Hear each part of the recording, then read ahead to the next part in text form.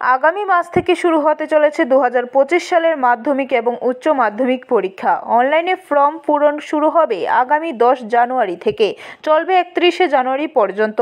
মঙ্গলবার ত্রিপুরা মধ্যশিক্ষা পর্ষদের সচিব ডক্টর দুলাল দে এই কথা জানান। তিনি বলেন, মাধ্যমিক পরীক্ষার্থীদের AM ফর্ম এবং উচ্চ মাধ্যমিক পরীক্ষার্থীদের AS ফর্ম সঠিকভাবে পূরণ করে নিজ নিজ বিদ্যালয়ে জমা দিতে হবে।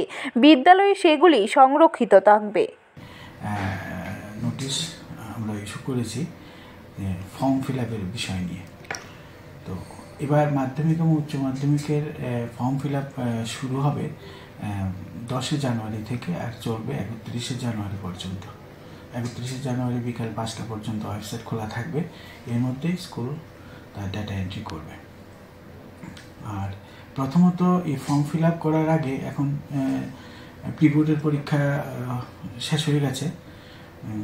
তারপর প্রি বোর্ডের শেষ হয়ে গেলে রেজাল্ট হবে, তার ইন্টারনাল অ্যাসেসমেন্ট হিসেব করবে স্কুলগুলো প্রত্যেকটা স্টুডেন্টের।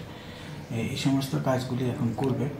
করে প্রত্যেক স্টুডেন্ট মাধ্যমিকের ক্ষেত্রে 1M ফর্ম ফিল আপ করতে হবে, আর HS এর ক্ষেত্রে 1H ফর্ম ফিল আপ করতে হবে।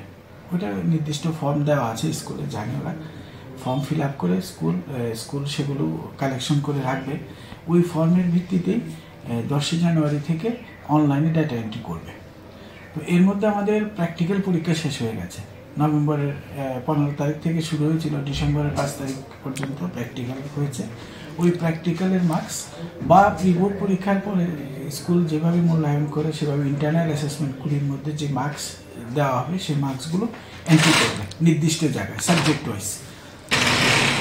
এই কাজগুলি খুব সতর্কতার সঙ্গে করতে হবে। মানে আমি সবাইকে, সমস্ত বিদ্যালয় প্রধান বা স্কুল যারা এই বোর্ডের কাজে দায়িত্বপ্রাপ্ত সবাইকে বলবো এই কাজটা যেন খুব একটু সিনসিয়ারলি কাজটা করে, একটু মনোযোগ সহকারে কাজটা করে। কারণ ইন্টারনাল মার্কস এন্ট্রি করতে গিয়ে অনেক সময় ভুলভ্রান্তি হয়, দেখা গেছে। পরবর্তী সময় এগুলো চেঞ্জ করা প্রায় অসম্ভব হয়ে যায় একবার এন্ট্রি করে নিলে। ব্যুরো রিপোর্ট, খবর ত্রিপুরা।